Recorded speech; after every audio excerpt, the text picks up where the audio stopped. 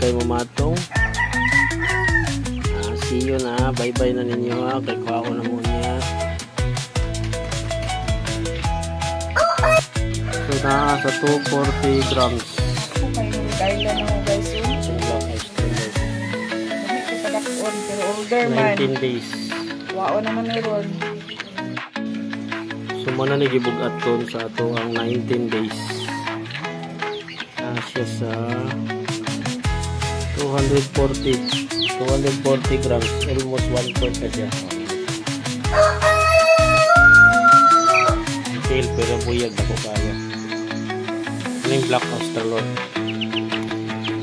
So pao na niya no. So ang Rhode Island nasa 230 19 days 230 grams. So ato nang i-ready ni atong piso kay kuhaon na nino.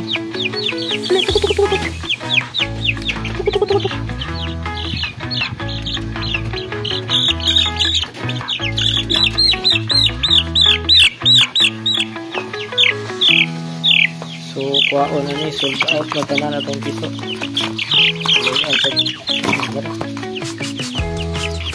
So siya mismo kabuok.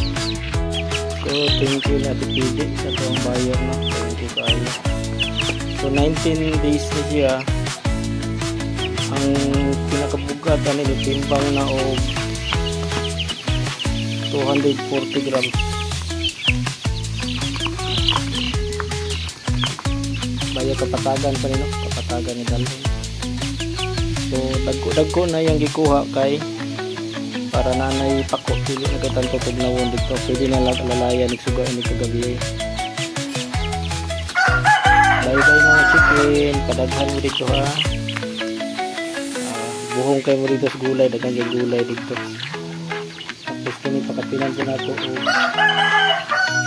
bagaso kami para pang hapig-hapig para dili na masukukan dito. Wala na sa makakaan eh.